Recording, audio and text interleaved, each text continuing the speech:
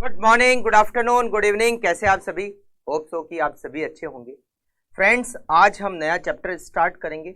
हमने last class में material chapter को कंप्लीट किया था और आज हम नया चैप्टर स्टार्ट करेंगे, लेबर कॉस्ट। मैंने आप लोगों को बताया था फ्रेंड्स कि कॉस्ट के हमारे तीन एलिमेंट्स होते हैं। फर्स्ट मटेरियल, सेकंड लेबर और थर्ड ओवरहेड। तो हमारे तीन चैप्टर है कॉस्ट एलिमेंट के। मटेरियल हम कंप्लीट कर चुके और आज हम स्टार्ट करने वाले हैं लेबर कॉस्ट। ये चैप्टर एग्ज़ाम के हिसाब से अगर मैं बात करूं तो इस चैप्टर का वेटेज एग्ज़ाम के पॉइंट ऑफ व्यू से 60% है। मतलब इस चैप्टर में से एग्ज़ाम में क्वेश्चन आने की प्रोबेबिलिटी है 60%। मटेरियल से थोड़ा कम इम्पोर्टेंट चैप्टर है, बट ऐसा भी नहीं कि बिल्कुल भी क्वेश्चन नहीं आते। क्वेश्चन आते हैं बट मटेरियल से कम इम्पोर्टेंट चैप्टर है ये लेबर कॉस्ट। लेबर कॉस्ट के इस चैप्टर में हमें कौन कौन से टॉपिक दे रखे हैं, सबसे पहले तो उन सारे टॉपिक के नाम लिख लेते हैं और फिर आज हम फर्स्ट टॉपिक से पढ़ना स्टार्ट करेंगे। फ्रेंड्स, हमें इस चैप्टर में टोटल 6 टॉपिक दे रखे हैं। टॉपिक नंबर 1 जिसको आज हम स्टार्ट करेंगे वो हमें दे रखा है labour turnover. Labour turnover. Second topic हमें दे रखा है methods for calculation of labour cost.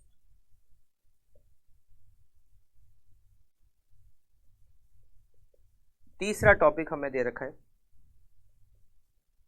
Calculation of total wages.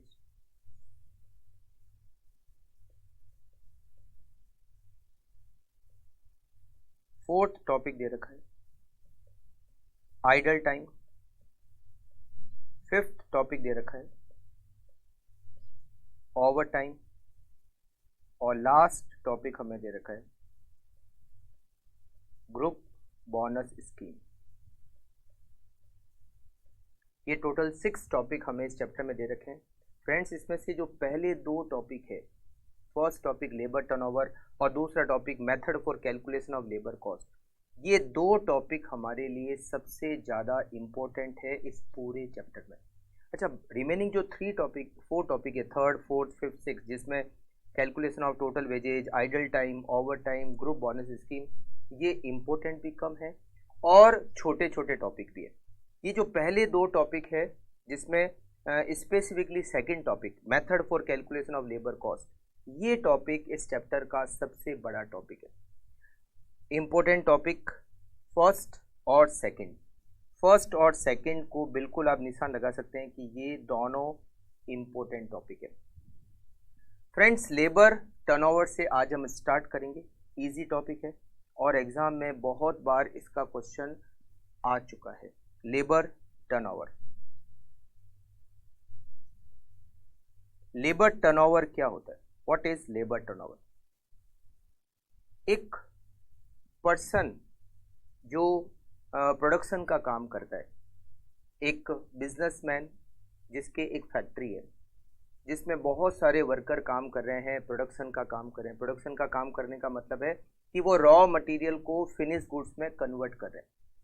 तो उसके साथ में सबसे बड़ी एक दिक्कत आती है, वो है लेबर से रिलेटेड प्रॉब्लम। वर्कर को प्रोडक्शन करने के लिए रखा जाता है। अच्छा, बिना वर्कर के प्रोडक्शन भी नहीं हो सकता, तो वर्कर को प्रोडक्शन करने के लिए रखा जाता है। हम उसको रखते हैं, हमारे यहाँ पर उसको ट्रेनिंग देते हैं, उसको पूरा काम सिखाते हैं कि कैसे काम करना है। मगर क्या ये गारंटी है कि वो हमारे यहाँ पर टिक कर काम करेगा? हो सकता है थोड़े टाइम बाद वो आपको कहे कि सर, मैंने कहीं और जॉब ज्वाइन कर ली, मैं कल से नहीं आऊँगा। अब आपको क्या करना पड़ेगा? जिस पर्सन को आपने अपने यहाँ पर रखा, काम सिखाया, ट्रेनिंग दी, उसको पूरा आपने होशियार किया और आज वो कह रहा है कि मैं काम छोड़ के जा रहा हूँ, कहीं और जा रहा हूँ, कहीं और फैक्ट्री में काम करने के लिए जा रहा हूँ। अब आपको क्या करना पड़ेगा? किसी और वर्कर को रखना पड़ेगा, उसको ट्रेनिंग देनी पड़ेगी, उसको होशियार करना पड़ेगा, उसको पूरा काम के बारे में बताना पड़ेगा। और क्या गारंटी है कि वो पर्सन भी छोड़कर नहीं जाएगा?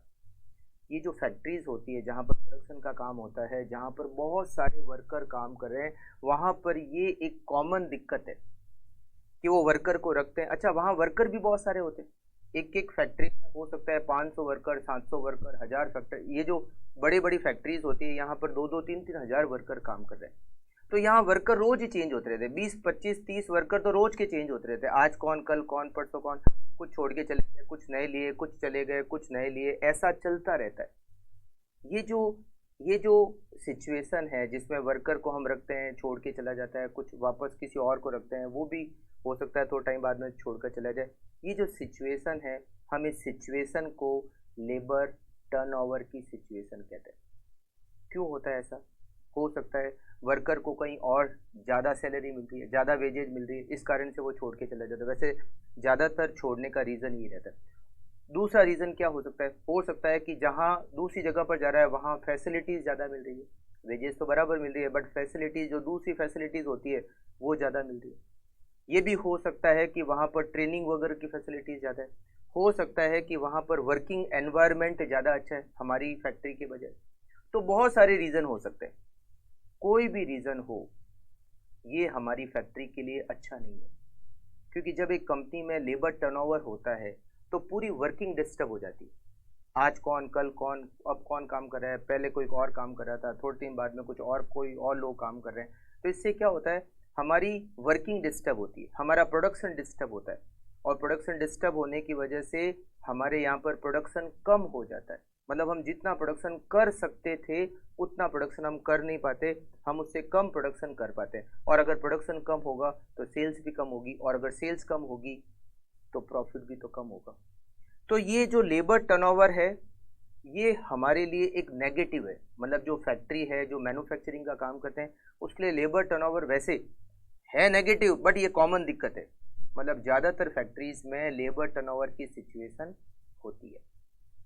हमें इस टॉपिक में क्या करना है? लेबर टर्नओवर तो समझ में आ गया कि ये जो सिचुएशन है, वर्कर को रखा, छोड़ के चले गए, और नए रखे, फिर छोड़ के चले गए, इस सिचुएशन को हम लेबर टर्नओवर की सिचुएशन कहते हैं। मगर हमें इस टॉपिक में करना क्या है? देखो फ्रेंड्स, हर फैक्ट्री ये जानना चाहती है कि हमारे यहाँ लेबर टर्नओवर ज़्यादा है या दूसरी फैक्ट्रीज में लेबर टर्नओवर ज़्यादा है। मतलब हमारे यहाँ अदर फॉर्म के कंपेयर में लेबर टर्नओवर ज़्यादा है या लेबर टर्नओवर कम है। इसके लिए हम लेबर टर्नओवर रेट को कैलकुलेट करते हैं, मतलब लेबर टर्नओवर को परसेंटेज में कैलकुलेट करते हैं। लेबर टर्नओवर रेट को कैलकुलेट करने से ये फ़ायदा होता है कि हमें ये पता चलता है कि हमारी फैक्ट्री में लेबर टर्नओवर अदर फैक्ट्रीज़ के लेबर टर्नओवर से ज़्यादा है या कम है।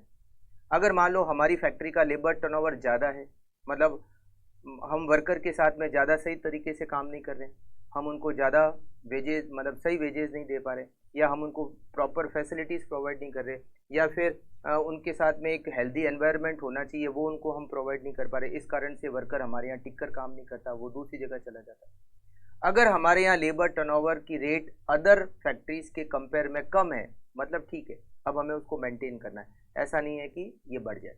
तो लेबर टर्नओवर की रेट हमें कैलकुलेट करनी होती है। हमें मतलब जो हम ये जो CMA है, कॉस्ट एंड मैनेजमेंट अकाउंटेंट है, वो लेबर टर्नओवर की रेट को कैलकुलेट करता है। फ्रेंड्स, लेबर टर्नओवर की रेट को कैलकुलेट करने के लिए बहुत सारे मेथड दे रखे हैं, आप नोट करना स्टार्ट कीजिए। Labour turnover rate method, methods for calculation of labour turnover rate, labour turnover rate. Labour turnover की रेट को कैलकुलेट करने के लिए हमारे पास बहुत सारे मेथड है, और हमारे पास टोटल मेथड है 4। कितने मेथड है? 4, जिसमें से 3 ज़्यादा इंपॉर्टेंट है, एक बहुत कम इंपॉर्टेंट है, एक में से जनरली क्वेश्चन कम बनता है। हाँ, जो 3 मेथड है वो बहुत इंपॉर्टेंट है। क्या क्या मेथड है लिखिए आप लोग।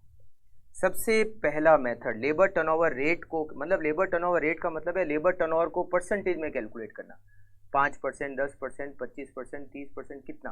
तो लेबर टर्नओवर को परसेंटेज में कैलकुलेट करना मतलब लेबर टर्नओवर की रेट को कैलकुलेट करना। इसके लिए हमारे पास टोटल 4 मेथड है। फर्स्ट मेथड का नाम है separation rate method, separation rate method.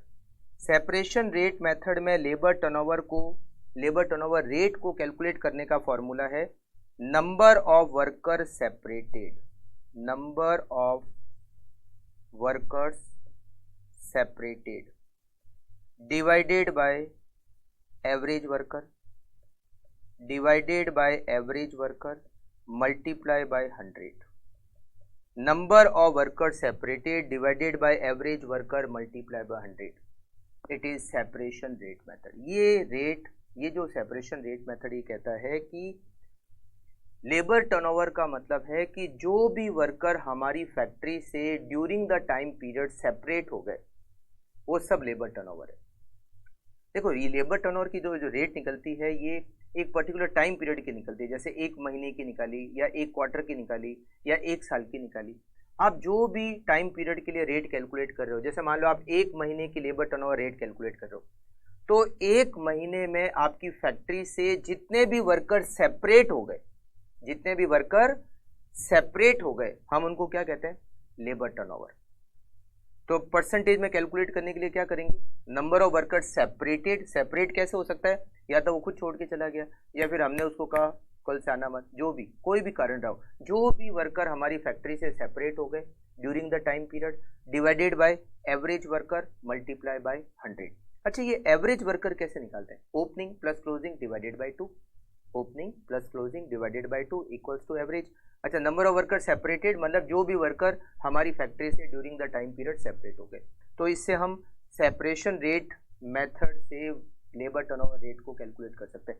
दूसरा मेथड है हमारे पास replacement rate method, replacement rate method. Replacement rate method ये कहता है कि जो वर्कर हमारी फैक्ट्री से सेपरेट हो गए वो लेबर टर्नओवर नहीं है, जो वर्कर हमारी फैक्ट्री से सेपरेट हो गए और उनकी जगह पर हमने अगर नए वर्कर रखे, रिप्लेस किया है, तो हम उनको लेबर टर्नओवर कहते हैं। जैसे मान लो हमारी फैक्ट्री से 10 वर्कर सेपरेट हो गए और हमने उनकी जगह पर 8 वर्कर रखे, तो ये जो 10 है वो तो है सेपरेट और 8 है ये है रिप्लेस। रिप्लेस का मतलब है जो गए उनकी जगह पर हमने जो वर्कर लिए उसको कहते हैं रिप्लेस।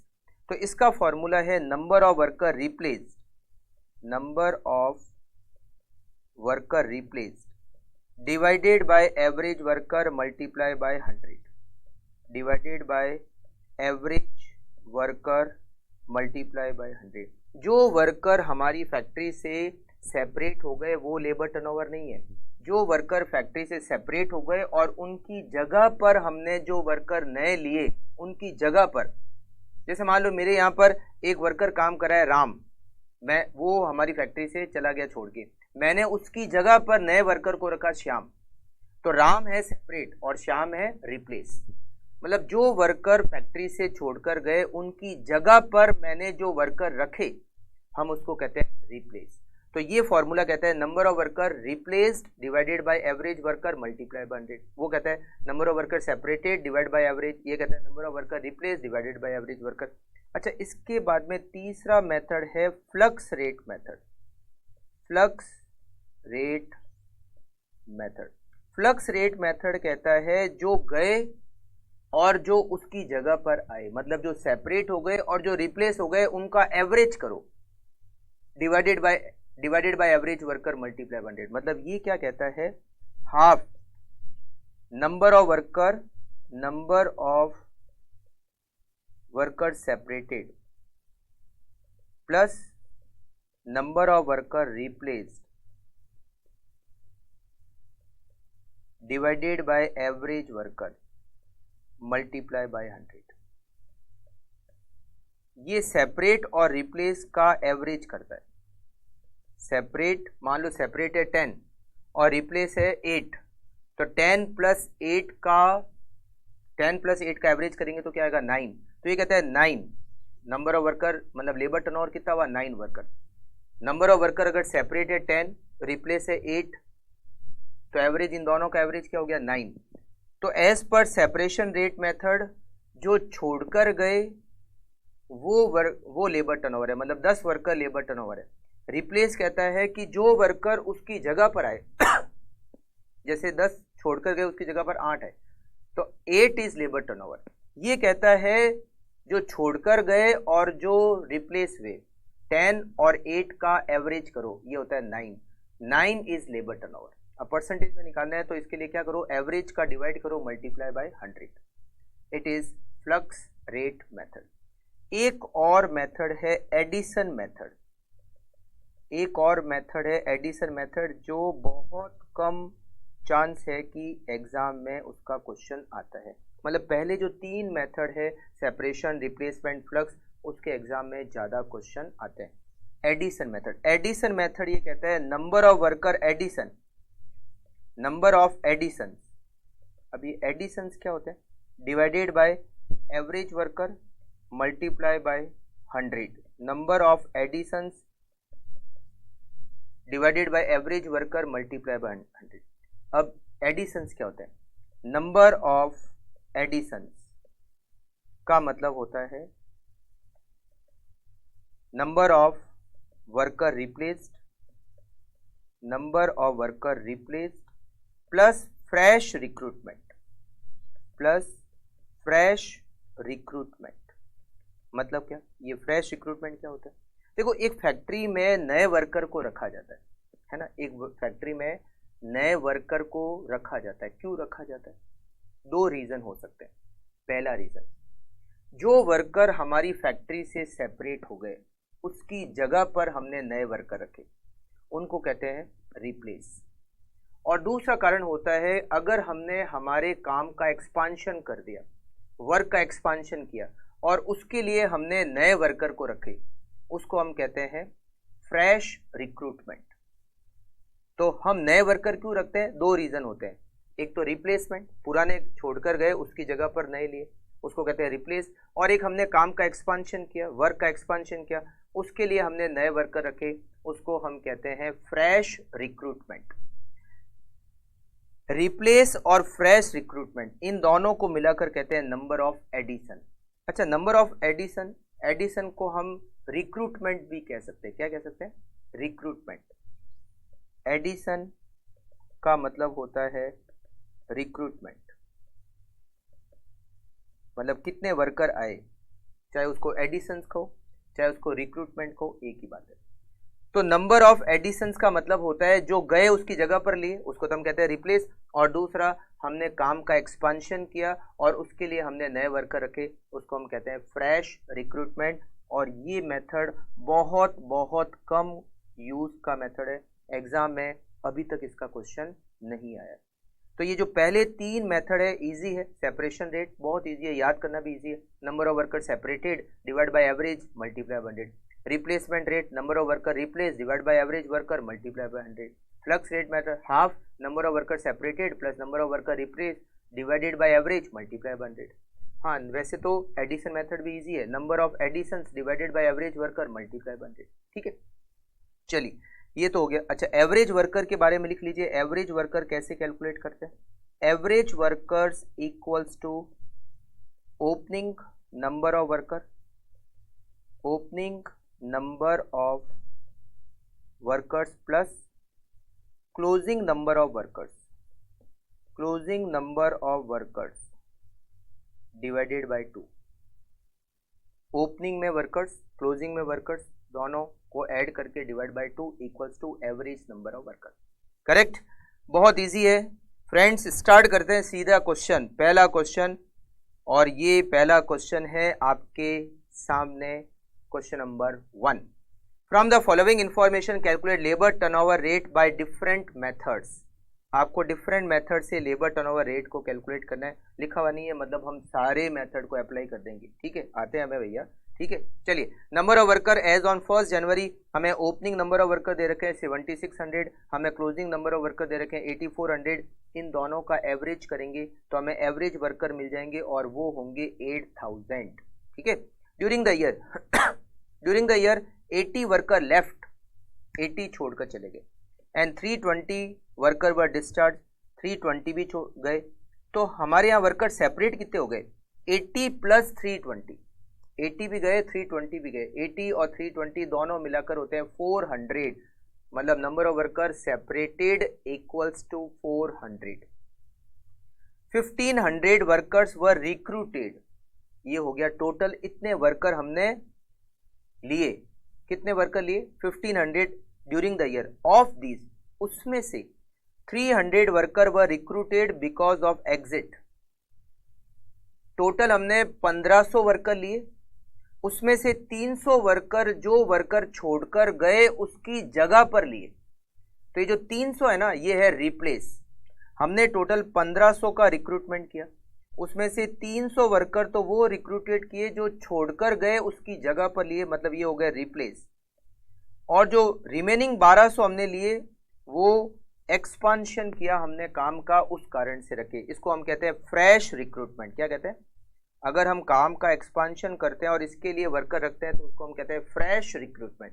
और जो वर्कर छोड़ के गए उसकी जगह पर हमने वर्कर लिए उसको हम कहते हैं replace.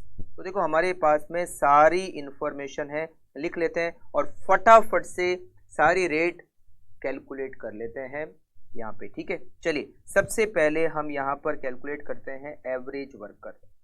Opening number of worker हमें दे रखे हैं 7600, क्लोजिंग नंबर ऑफ वर्कर हमें दे रखे हैं 8400 divided by 2, average worker 8000।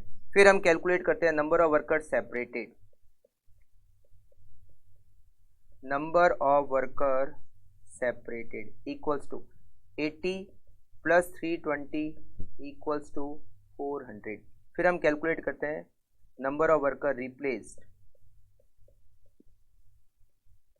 Equals to 300 और fresh recruitment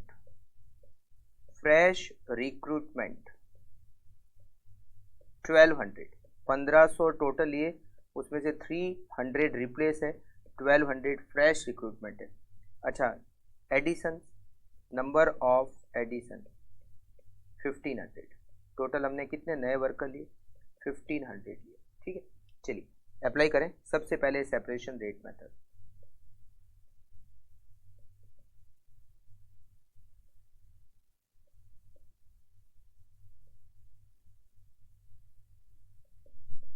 number of worker separated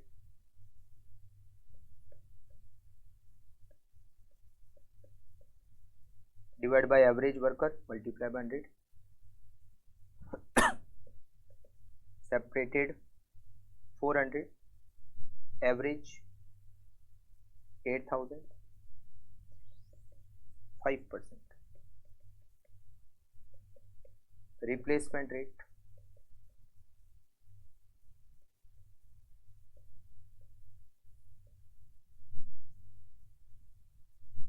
number of worker replaced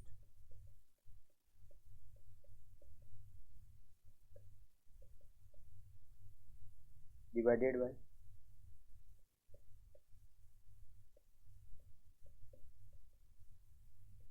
average worker multiply by 100। Replaced कितने हुए? 300, average 8000 multiply by 100 equals to 3.75%। Flux rate method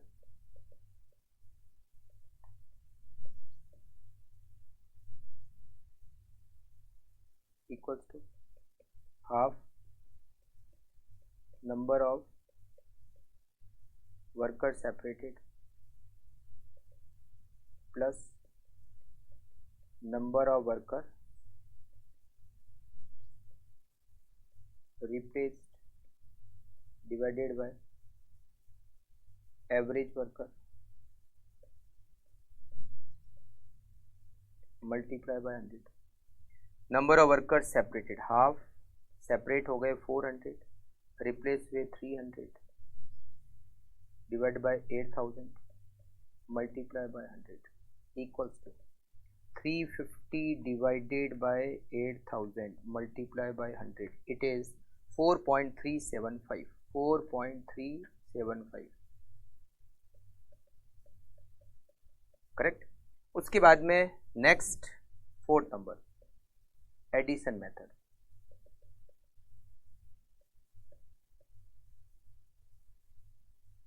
equals to number of addition divided by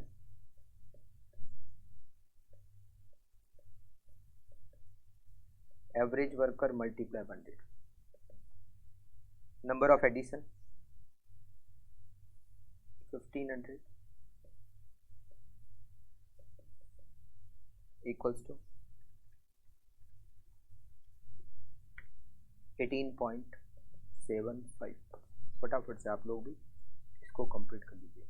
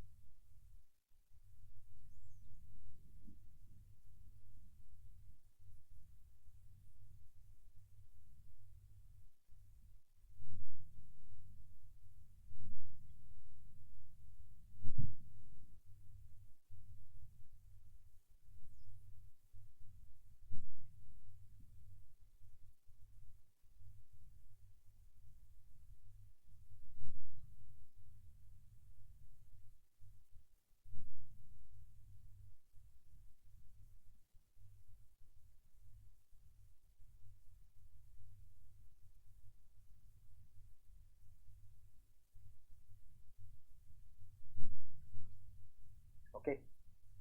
Now next question, question number second. Following information is given of a newly set up organization for the year ended on 31st March 2021. Number of worker replaced during the period 50, replace दे रखे.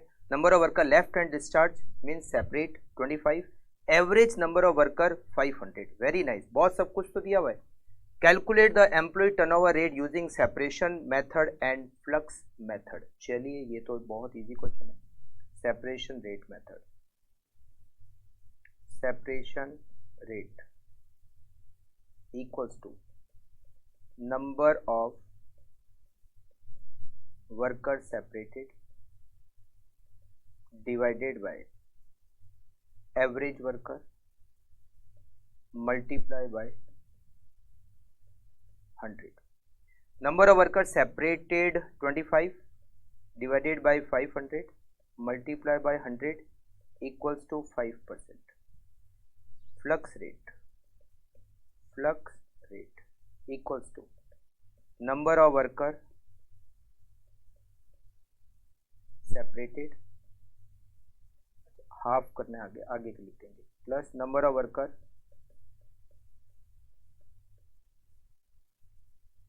Replaced इसका half divided by average worker multiply by 100.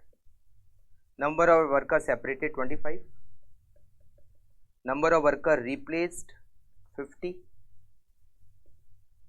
इन दोनों का half divided by average worker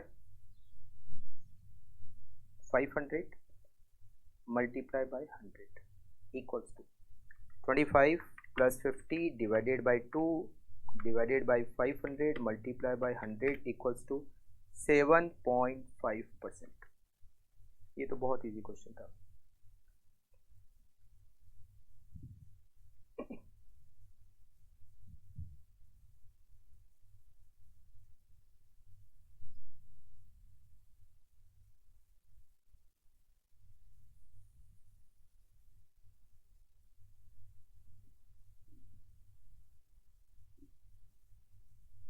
Okay.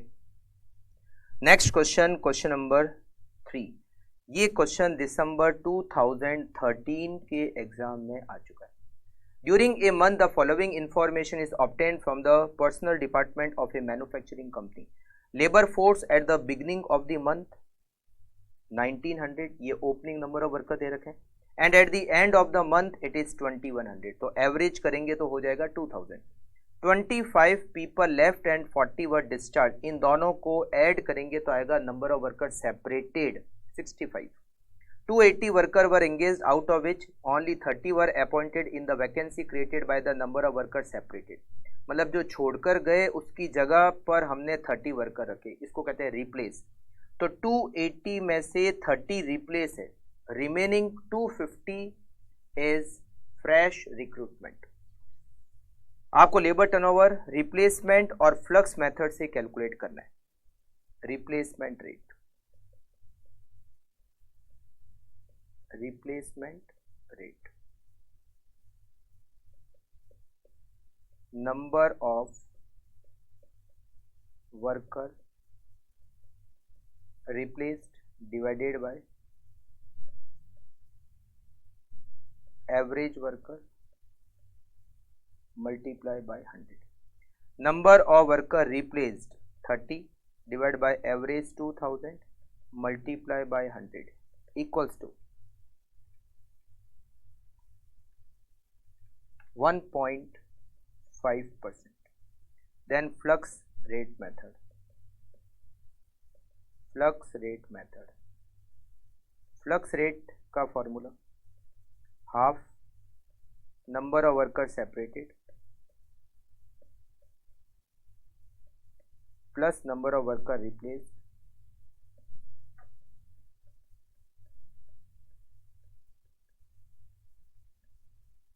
divided by average worker multiply by 100।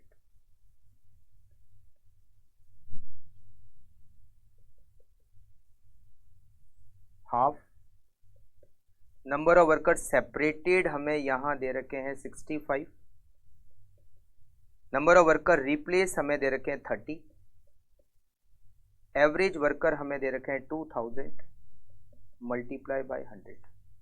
65 plus 30 divided by 2 divided by 2000 multiply by 100, it is 2.375%। It is flux rate.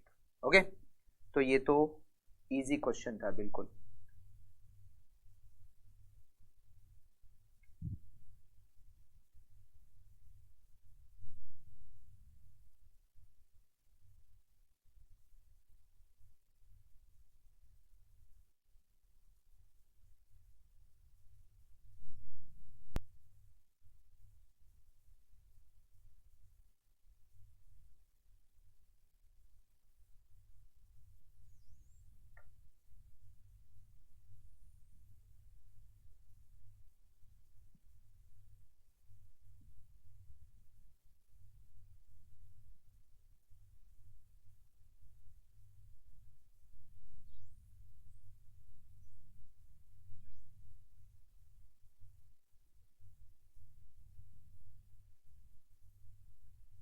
Okay, अब एक और question हमें दे रखा है, but वो लेबर टर्नओवर रेट को calculate करने का नहीं है।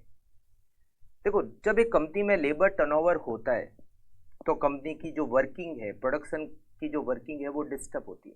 डिस्टर्ब होने से वर्किंग कम होती है, वर्किंग कम होने से प्रोडक्शन कम होता है, प्रोडक्शन कम होने से सेल्स कम होती है, और सेल्स कम होने से नुकसान होता है। मतलब जो प्रॉफिट हम कमा सकते थे वो हम नहीं कमा पाए। क्यों? क्योंकि लेबर टर्नओवर हो गया। तो हमें एक क्वेश्चन दे रखा है, फोर्थ क्वेश्चन, हमें इसमें पता करना है कि कंपनी को लेबर टर्नओवर की वजह से कितने प्रॉफिट का नुकसान हो गया। मतलब अगर लेबर टर्नओवर नहीं होता तो हमें कितना प्रॉफिट और मिल सकता था।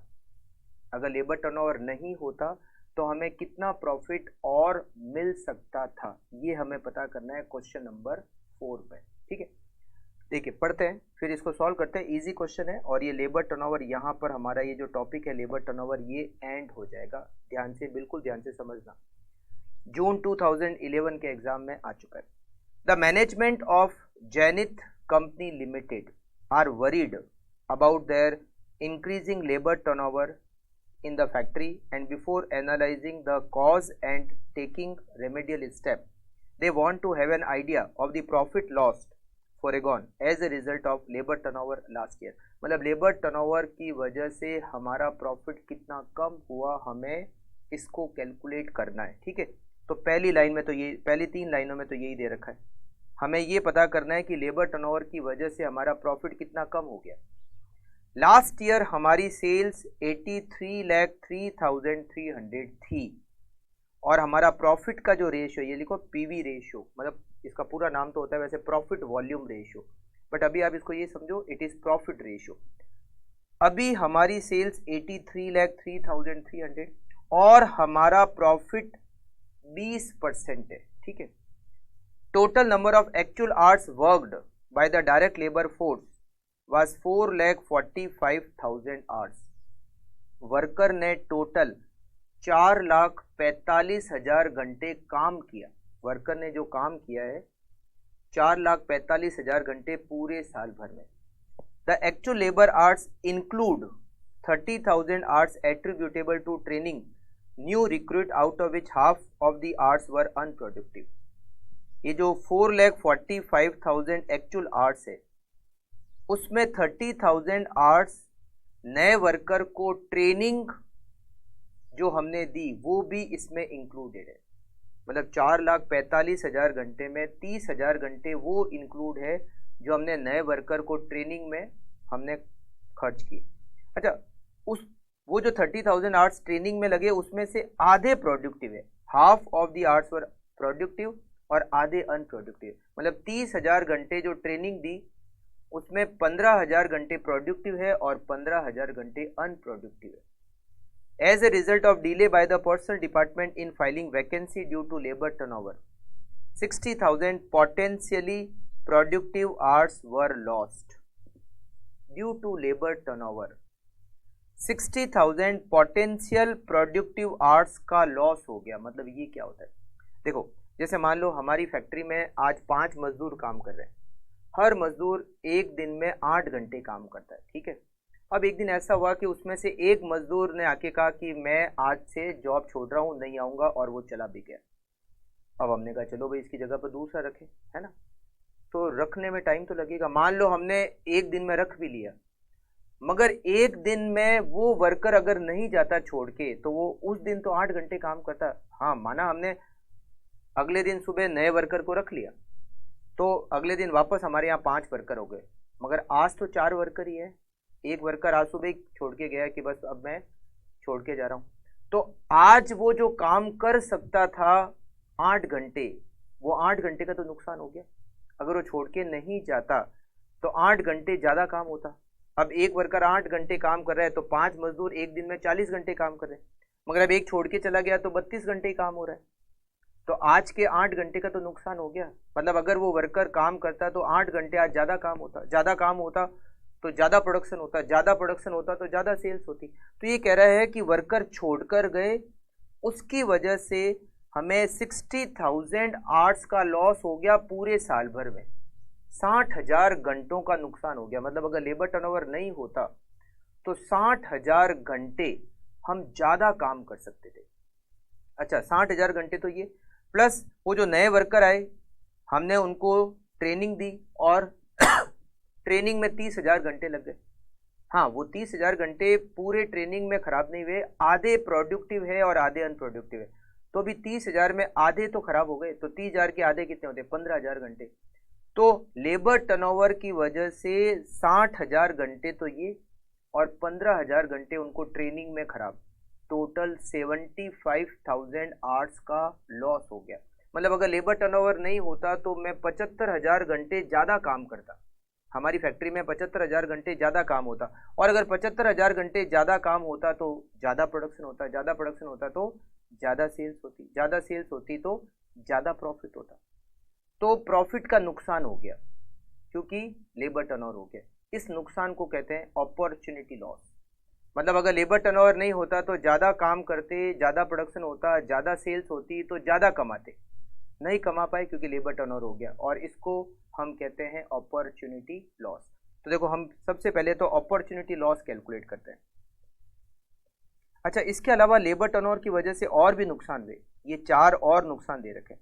Settlement cost, recruitment cost, selection cost, training cost, ये 4 और नुकसान हुए। तो हम अपॉर्चुनिटी कॉस्ट को कैलकुलेट करते हैं और ये 4 और नुकसान हुए, उन सबको ऐड करके हम ये पता करेंगे कि लेबर टर्नओवर की वजह से मुझे कितना प्रॉफिट कम हुआ। तो सबसे पहले हम कैलकुलेट करते हैं, calculation of opportunity cost. Opportunity cost, opportunity cost की कैलकुलेशन करते हैं।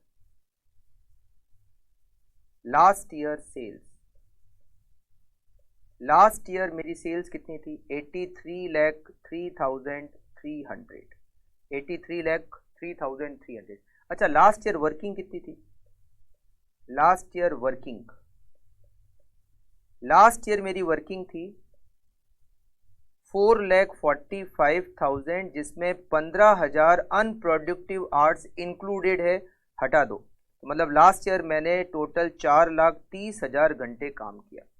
ठीक है, hours lost due to labour turnover, hours lost due to labour turnover, labour turnover की वजह से मुझे कितने घंटों का नुकसान हो गया? 60,000 जो दे रखे, प्लस 15,000 घंटे जो ट्रेनिंग में खराब हो गए, टोटल 75,000 आवर्स का लॉस हो गया।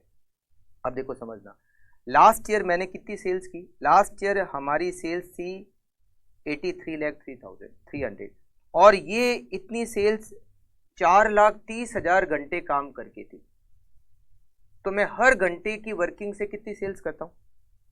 Loss of sales, loss of sales due to labour turnover, labour turnover की वजह से मुझे कितनी सेल्स का नुकसान हुआ? अभी मेरी सेल्स है 83,03,300 और मैं काम कर रहा हूं 4,30,000 घंटे। 4,30,000 घंटे काम करने से मेरी सेल्स 83,03,300 है।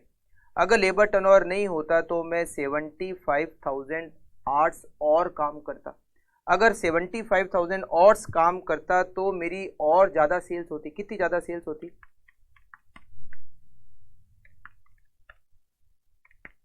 मेरी सेल्स 14,48,250 रुपीज़ से ज़्यादा होती। मतलब मैं इतनी सेल्स और कर सकता था। अगर लेबर टर्नओवर नहीं होता तो 75,000 घंटे ज़्यादा काम करता। 75,000 घंटे ज़्यादा काम करता तो इतनी और सेल्स हो सकती थी। अगर इतनी और सेल्स होती तो मेरा प्रॉफिट का रेशियो क्या है? 20%। मैं सेल्स पर 20% प्रॉफिट अर्न करता हूँ। तो opportunity loss, opportunity loss equals to 14,48,250 इसका 20%, 289,650, ये हो गया मेरा अपॉर्चुनिटी लॉस। अब टोटल नुकसान कितना हुआ?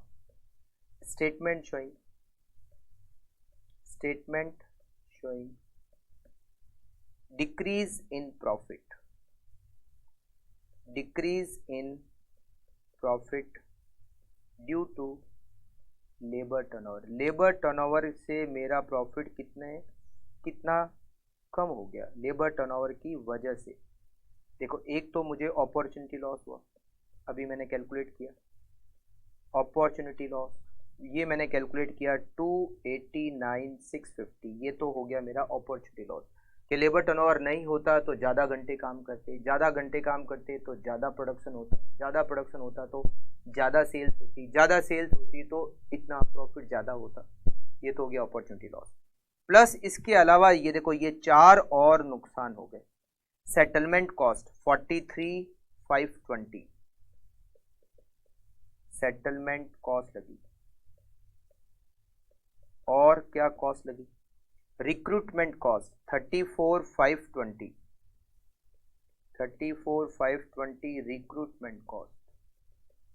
और क्या कॉस्ट लगी? 42,610 selection cost, 42,610 selection cost. And 69270 training cost, 69270 training cost, ये सारे नुकसान मुझे लगे ड्यू टू लेबर टर्नओवर। तो लेबर टर्नओवर की वजह से टोटल नुकसान मेरा हो गया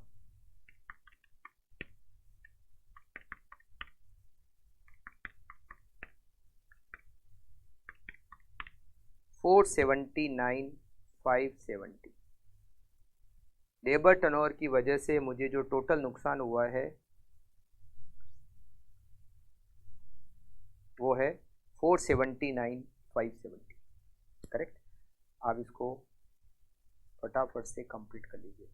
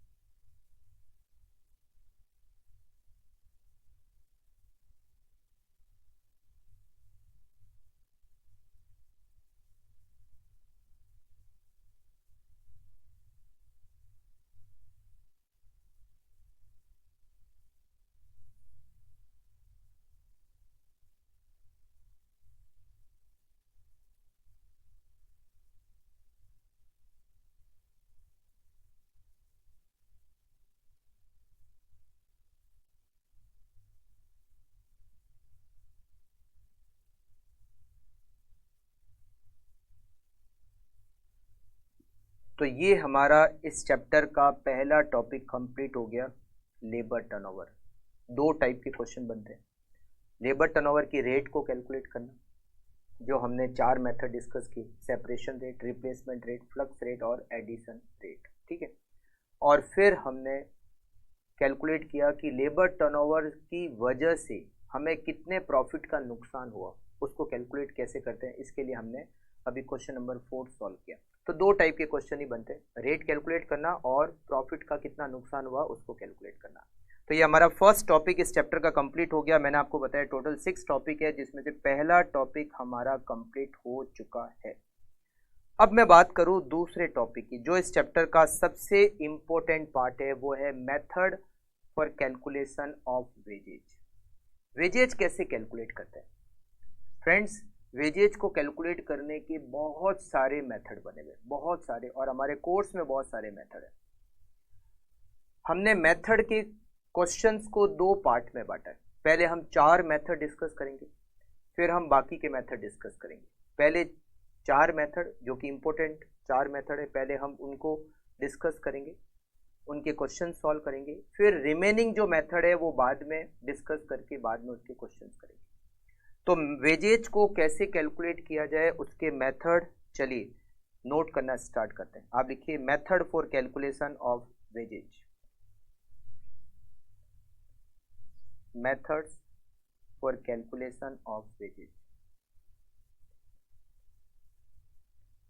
वेजेज को कैलकुलेट करने के हमारे पास बहुत सारे मेथड है, जिसमें से 4 मेथड बहुत इंपॉर्टेंट है। सबसे पहले हम उन 4 मेथड को डिस्कस करेंगे। आज मैं आपको मेथड बता देता हूँ, फिर नेक्स्ट क्लास में हम उसके क्वेश्चंस को सॉल्व करेंगे। वेजेज को कैलकुलेट करने का सबसे इजी मेथड और सबसे पुराना मेथड, उस मेथड का नाम है time rate system. Time rate system. इस मेथड में वेजेज की जो कैलकुलेशन होती है वो टाइम के हिसाब से होती है। जैसे मान लो 1 घंटे के 50 रुपए, अब वर्कर जितने घंटे काम करेगा इंटू 50 हो गई उसकी वेजेज। मान लो एक वर्कर ने 1 महीने में टोटल काम किया 200 घंटे, तो 200 इंटू 50 उसकी वेजेज हो गई महीने की 10,000। जैसे मान लो एक वर्कर ने 1 महीने में 100 घंटे काम किया, तो 100 इंटू 50 5,000 रुपये। एक वर्कर ने 1 महीने में 300 घंटे काम किए, तो 300 इंटू 50 15,000 रुपये। एक वर्कर ने 1 महीने में 150 घंटे काम किया, तो 150 इंटू 50 7,500। सबसे सिंपल मेथड। बस उसमें क्या होता है, फैक्ट्री वाले को क्या करना होता है, ये नोट करना होता है कि वर्कर ने टोटल कितने घंटे काम किया। फिर रोज की अटेंडेंस लगती है, आज कितने बजे आया, कितने बजे गया, कल कितने बजे आया, कितने बजे गया, फिर अगले दिन कितने बजे आया, कितने बजे गया, कितने बजे आया, कितने बजे गया। रोज का टाइम नोट हो जाता है। फिर अगर आप उनको वीकली बेसिस पे मान लो पेमेंट कर रहे हो सकता है डे बेसिस पे पेमेंट करो, तो रोज का रोज पेमेंट हो जाता है। आज कितने बजे आया, शाम को कितने बजे जा रहा है, कितने घंटे काम किया, इनटू मान लो 50 रुपये रेट है तो 50 किया और वेजेज हो गई। मान लो हम एक वीक के हिसाब से कैलकुलेशन कर रहे हैं तो एक वीक में कितने घंटे काम किया इनटू 50, ये वीक की वेजेज हो गई। तो सबसे सिंपल मेथड है वेजेज को कैलकुलेट करने का। इसका फॉर्मूला है total wages equals to time taken. कितने घंटे काम किया हम उसको नाम दे रहे हैं टाइम टेकन। क्या नाम दे रहे हैं? Time taken. आवर्स वर्कड भी कह सकते हो या टाइम टेकन ज़्यादा अप्रोप्रिएट वर्ड है। Time taken multiply by time. कितने घंटे काम किया मल्टीप्लाई बाय 1 घंटे की रेट। किसी भी वर्कर का पेमेंट निकाला जा सकता है। दूसरा मेथड है पीस रेट सिस्टम। क्या नाम है? Piece rate system. ये कहता है कि वर्कर ने जो काम किया उसके हिसाब से पेमेंट किया जाए। कितने घंटे काम किया उसके हिसाब से नहीं, जो काम उसने किया है, जो आउटपुट उसने बनाया है, उस आउटपुट के हिसाब से उसको पेमेंट किया जाए। इसको कैलकुलेट करने के दो फॉर्मूले, total wages equals to output, कितना आउटपुट बनाया, और एक यूनिट बनाने की wages, wages rate per unit, wages rate per unit. कितना आउटपुट बनाया मल्टीप्लाई बाय 1 यूनिट की वेजेज। मान लो जैसे हमने 1 यूनिट की वेजेज फिक्स कर ली 20 रुपये 1 यूनिट बनाने के 20 रुपये। एक वर्कर ने 100 यूनिट बनाई तो 100 इंटू 20 2,000 रुपये। एक वर्कर ने 500 यूनिट बनाई तो 500 इंटू 20 10,000 रुपये, है ना। तो मतलब जिसने जितना काम किया उसके हिसाब से उसको पेमेंट मिलेगा। अच्छा, इसको कैलकुलेट करने का एक तरीका और है, total wages equals to, total wages equals to standard time, standard time multiply by time rate. ऐसे भी कैलकुलेट किया जा सकता है स्टैंडर्ड टाइम। अब आप कहोगे ये स्टैंडर्ड टाइम क्या होता है? देखो, स्टैंडर्ड टाइम का मतलब होता है कि जो काम वर्कर ने किया उस काम को करने में कितना टाइम लगना चाहिए। जैसे मान लो हमने एक स्टैंडर्ड सेट किया। क्या स्टैंडर्ड सेट किया कि 1 यूनिट बनाने में 10 मिनट लगने चाहिए। 1 यूनिट बनाने में 10 मिनट लगने चाहिए, ठीक है। ये हमारा स्टैंडर्ड है। हमने स्टैंडर्ड सेट किया कि 1 यूनिट बनाने में एक वर्कर को 10 मिनट का टाइम लगना है। एक वर्कर है जिसने 6000 यूनिट बनाई। कितनी यूनिट बनाई? 6000 यूनिट बना दी। तो 6000 यूनिट को बनाने में कितना टाइम लगना चाहिए? तो 1 यूनिट को बनाने में 10 मिनट, तो 6000 यूनिट को बनाने में, 6000 यूनिट को बनाने में मल्टीप्लाई बाय 10, अगर इसको आर्ट्स में कन्वर्ट करें डिवाइड बाय 60, तो 6000 यूनिट को बनाने में 1000 घंटे लगने चाहिए। It is called standard time. Worker ने जो काम किया उस काम को करने में उसको कितना टाइम लगना चाहिए इज कॉल्ड स्टैंडर्ड टाइम। कितना टाइम लगा है उसको कहते हैं टाइम टेकन। स्टैंडर्ड टाइम है 1000 घंटे। अब वर्कर ने मान लो 6000 यूनिट का काम सपोज 900 आवर्स में पूरा कर लिया, 900 घंटे में पूरा कर लिया, तो इस 900 को कहते हैं टाइम टेकन। टाइम टेकन मतलब कितने घंटे में काम किया, और स्टैंडर्ड टाइम मतलब वो काम करने में कितना घंटा लगना चाहिए। कितने घंटे लगने चाहिए वो स्टैंडर्ड टाइम, कितने घंटे लगे हैं वो टाइम टेकन, ठीक है। तो देखो यहाँ पर क्या होता है, टाइम रेट सिस्टम में time taken into time rate होता है, जबकि पीस रेट सिस्टम में standard time into time rate होता है। वहाँ time taken into time rate, यहाँ standard time into time rate, ठीक है। ये दूसरा मेथड है जिसका नाम है पीस रेट सिस्टम। तीसरा मेथड जिसका नाम है Halsey plan. Halsey plan, Halsey company में मैनेजर, प्रोडक्शन मैनेजर था। उसने अपनी कंपनी में वर्कर को पेमेंट करने के लिए जो मेथड यूज किया, उसने खुद का एक मेथड डेवलप किया, नया मेथड बनाया।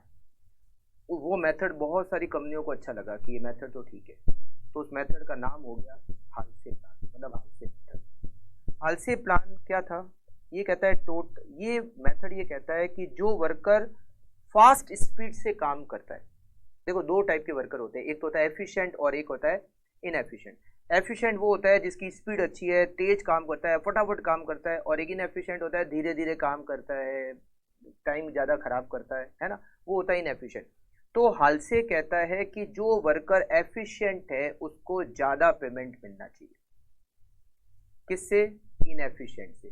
इनएफिशिएंट को जितना पेमेंट मिलता है उससे ज़्यादा एफिशिएंट को पेमेंट मिलता है। ठीक है, तो टोटल वेजेस कैलकुलेट करने का उसने फॉर्मूला बताया, बेसिक प्लस बोनस। बेसिक और उस वर्कर को क्या देंगे? बोनस देंगे। अब बेसिक कैसे निकलती है? Time taken multiply by time rate. Basic की कैलकुलेशन कैसे होती है? Time taken multiply by time rate, ये तो हो गया बेसिक। और बोनस कैसे निकलता है? 50% time saved multiply by time rate. 50% time saved multiply by time rate. Worker को कितना मिलेगा? एक तो मिलेगा बेसिक और एक मिलेगा बोनस। बेसिक कितना मिलेगा? Time taken into time rate, वही फॉर्मूला ये जो हमने टाइम रेट सिस्टम में काम लिया। उसके अलावा वर्कर को बोनस मिलेगा। कितना मिलेगा? उसने, देखो दिखती बात है, जो एफिशिएंट वर्कर है वो कम टाइम में काम पूरा कर लेगा। मतलब उसको कहेंगे कि भाई ये काम 100 घंटे का है, हो सकता है वो 80 घंटे में काम पूरा कर ले, तो वो टाइम की सेविंग करेगा। तो जितने घंटे टाइम की सेविंग की है मल्टीप्लाई बाय टाइम रेट करो, उसका 50% उसको बोनस देंगे। ये हाल्से प्लान था। एक और plan, Rowan plan. Rowan plan ये कहता है, फॉर्मूला सेम है हाल्से वाला ही, total wages equals to basic plus bonus. उसने भी यही बताया कि जो वर्कर एफिशिएंटली काम कर रहा है उसको बोनस देना चाहिए। अब बेसिक कैसे कैलकुलेट किया जाएगा? वैसे ही, time taken multiply by time rate. Time taken multiply by time rate, basic तो वैसे ही कैलकुलेट करना है, मगर ये जो बोनस है उसकी कैलकुलेशन का तरीका रोवन प्लान में अलग दे रखा है। क्या दे रखा है? Time saved divided by standard time multiply by time taken multiply by time rate. इसका थोड़ा लंबा फॉर्मूला है। इसने बताया बेसिक प्लस बोनस। बेसिक तो time taken into time rate same, मगर बोनस को कैलकुलेट करने का इसने तरीका बताया, time saved divide by standard time into time taken into time rate. ये स्टैंडर्ड टाइम कैसे निकालते हैं, टाइम सेव्ड कैसे निकालते हैं, है ना, ये सब कुछ मैं आपको लिखा देता हूँ। ठीक है, ये 4 फॉर्मूले आपको याद रखने हैं। Time rate, piece rate, Halsey, Rowan, बहुत इंपॉर्टेंट टॉपिक है इस चैप्टर का। देखो, स्टैंडर्ड टाइम कैसे निकालते हैं? स्टैंडर्ड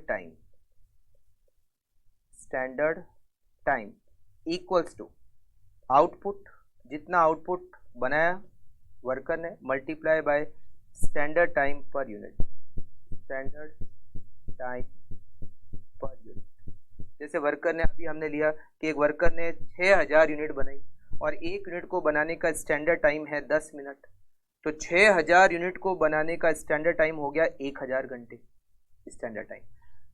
अच्छा, टाइम सेव्ड कैसे आता है? टाइम सेव्ड का मतलब होता है standard time minus time taken. एक वर्कर ने एक जॉब कंप्लीट किया, उस जॉब को पूरा करने का स्टैंडर्ड टाइम था 100 घंटे, वर्कर ने काम 80 घंटे में ही निपटा दिया। तो standard time 100 hours, time taken 80 hours, time saved 20 hours. समझ गया? तो टाइम सेव्ड का मतलब है standard time minus time taken, it is called time saved. Correct? तो ये 4 प्लान है, बिल्कुल अच्छी तरीके से याद कर लो, 2-3 बार पढ़ लेना। उससे क्या होगा कि जब हम क्वेश्चन सॉल्व करेंगे तो आपको बिल्कुल दिमाग में रहेगा, तो फटाफट से सारे क्वेश्चन सॉल्व हो जाएंगे। ज़्यादा भारी नहीं है, बस थोड़े से आपको ये 2-4 बार पढ़ना है। ठीक है, अच्छा, एक चीज और इसमें कैलकुलेट होती है, इफेक्टिव रेट पर आवर, वो भी लिख ही लो आप, effective rate per our. Effective rate per our कैसे कैलकुलेट होती है? जो आप टोटल वेजेज कैलकुलेट करोगे, टोटल वेजेज जो भी आपका प्लान दे रखा है उसमें टोटल वेजेज कैलकुलेट करोगे, उसमें टाइम टेकन का अगर डिवाइड किया जाए तो हमें मिल जाती है इफेक्टिव रेट पर आवर। क्या मिलती है? Effective rate per our. जब हम क्वेश्चन सॉल्व करेंगे तो उसमें मैं आपको बताऊंगा जहाँ पर क्वेश्चन में दे रखा होगा। तो स्टैंडर्ड टाइम, टाइम सेव्ड और इफेक्टिव रेट पर आवर, और ये चार फॉर्मूले आपको याद रखना है, time rate, piece rate, Halsey plan और रोवन प्लान। फटाफट से अगर आपने नहीं लिखा है तो नोट कर लो, फिर आज की क्लास को हम यहीं पर दी एंड करेंगे, और फिर नेक्स्ट क्लास में हम ये जो टाइम, पीस, हालसे, रोवन, इसके बहुत सारे क्वेश्चंस को सॉल्व करेंगे।